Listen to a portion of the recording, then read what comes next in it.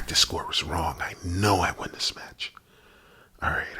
BC plus CD. Yeah, I think that's it. And that's my hit factor.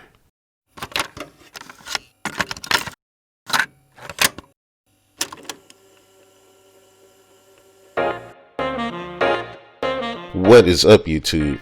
Today we're discussing USPSA hit factor and how it's used to rank you in matches. Now, this is something that newer shooters tend to find a little confusing. I've even seen some experienced shooters not fully understand what hit factor is and how it's calculated. Now, this isn't going to be a comprehensive talk on all USPSA scoring. That would be a much longer video. We want to keep this one short and focus on hit factor alone. So the three primary topics we're going to talk about is how points are counted on each target during a stage, how hit factor is calculated using those points in your time, and how hit factor is used to rank you. The scores you see in front of you are from a stage I shot about 2 weeks ago. Something bad happened during this stage that completely destroyed my hit factor. As a matter of fact, something else bad happened during this match that is hilariously funny. And if you stick around to the end of the video, I'll show you that as well. But it provided a set of numbers that makes it easy to demonstrate some of the wackiness that confuses new shooters when it comes to hit factor, as well as an easy way to demonstrate how hit factor is calculated. One of the first things that confuses people when they first look at the scores is the points. If you'll notice, the top 5 shooters did not score the highest number of points during this stage. That went to Mark Vogel and myself. The number of points scored is only a measure of how accurate you shot during that stage. So let's take a look at that. Here we have a USPSA torso target, and this is pretty much a standard target that you'll see throughout USPSA. There is another target out there, a classic target, but the breakdown of how the points scored is exactly the same, even though the shape of it is a little bit different.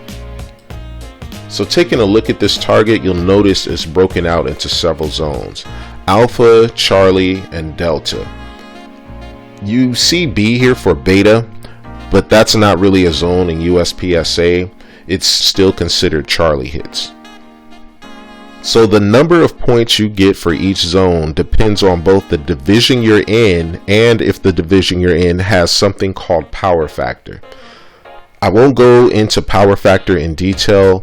Just know that if the division you're in uses power factor, 9mm will be minor. Anything above that will be considered major.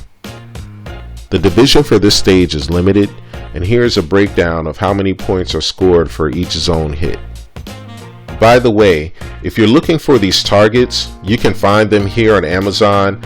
I buy them myself to practice with. They're a great training tool. I'll put a link down in the description below. Going back to our scores, this column represents the total number of points scored on all of the targets for that particular stage. Moving on to the second thing that may confuse people a little bit is the times. If you go down the list, the times aren't an exact correlation of each shooter's ranking as well. You're going to find instances where some people have a lower time than the people above them. The third thing that will be confusing is in every stage and every match that you look in, there will always be somebody that's ranked 100% and everyone else will go down from there. That's confusing because that person didn't shoot 100%. They didn't get all of the points for that particular stage. So that brings us to hit factor. Hit factor is basically a direct correlation of how many points you scored versus how much time it took you to score those points. So let's get our trusty calculator out. If you take the total number of points scored, in this case we're going to use Keith's 44 points, divided by the amount of time it took him to shoot this stage, 6.46 seconds, we get a hit factor of 6.8111. And this will be true for every single person in the stage. Looking at mine, total points 48, divided by a total time of 12.57 seconds. That gives me a hit factor of 3.8186. Now, some of you are thinking, okay, I know how to calculate hit factor now. That's it. That's all I need to know. But your hit factor is only the first part of it. That is then used to determine what this percentage will be for your stage. So since Keith is number one, he had the highest hit factor. His hit factor will be equated to 100%. It's the same as somebody breaking the curve when you were in school and you took an exam. There was always that one kid that would come and just completely destroy the curve for you. That's what Keith did in this match. So now we have to determine what each individual person's percentage for this match will be.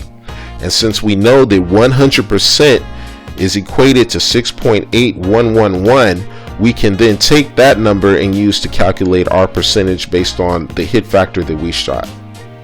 So we'll get our trusty calculator out again and we will calculate David's. So David had a hit factor of 6.1198. If we divide his hit factor by Keith's 6.8111, there's our percentage, 89.85%. Doing the same for mine, my hit factor was 3.8186 divided by Keith's 6.8111. My percentage was 56.06. Now these percentages are what's used to rank you as a shooter in USPSA. From Grandmaster all the way down to D level will correlate to a specific percentage range. So the next logical question that comes up is, why not just use an average of your hit factor to rank you? And there actually is a good reason for that. So for this particular stage that we shot, Too Close for Comfort, we shot it here in Tampa on a day where it just rained. Someone else in Arizona shot this exact same stage and it was perfect shooting conditions. So it's not 100% fair to rank what a shooter did at our particular range on that particular day against somebody else who shot it in better conditions. So to even that out, they've created this curve system. So taking all of that into consideration, how did I shoot this stage so bad? Why did I wind up with a hit factor of 3.8186? Let's take a look at that stage. This was a classifier stage that required us to place a shot on each target T1 through T5, do a reload, and then place one more shot on each target. T3 was headshots only, and the shooter had to stay within this box. So I shot T1, T2, T3, and T4 without issue. They were all alpha hits. Got to T5, I pulled the trigger, and the second I pulled the trigger, I knew it wasn't going to be an alpha hit. It did break paper though. I saw it. I just didn't know whether it was a Charlie or Delta. I begin to do my reload, grab a magazine, insert it, line up, and the magazine drops right out of the gun. That has never happened to me in a match before. So my first instinct was to fire the shot that was in the barrel, and that would have been an absolutely horrible idea because it would have taken more time to load a magazine and rack. My second instinct was to pick the magazine up that fell on the ground. Again, another bad decision because that would have taken more time as well. By the time I got my bearings together, drew a magazine from my belt, inserted it, and fired, I lost at least 3 seconds. And that last shot, I didn't even aim. I just point shoot it. I placed another Delta shot on T5. I moved on to T4 and just tried to forget everything that had just happened and wound up placing alpha hits on T4, T3, T2, and T1.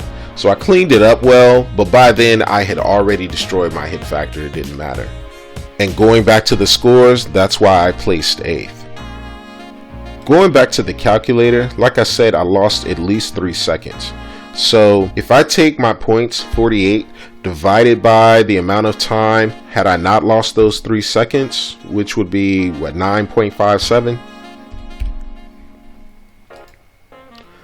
My hit factor would have been 5.0157. They'll round it up. And that would have placed me in 5th rather than 8th. So that's it. That's how you calculate hit factor. And that's how you use hit factor to figure out what your score would be had something transpired differently during your match. If you found any value in this video at all, please hit the like button. If you want to see more content in the future related to USPSA and competitive shooting in general, please subscribe. And as promised, here's some buffoonery that took place on my part on the very first stage. Mind you, this is also a first for me. So I get in my starting position. Fumble my draw a little bit, not horrible. First target, next 3 targets. Now, they forgot to stake down this piece of wood right here. And of course, my left foot decides it wants to make love to it. And down I go like a sack of potatoes. I hate this sport.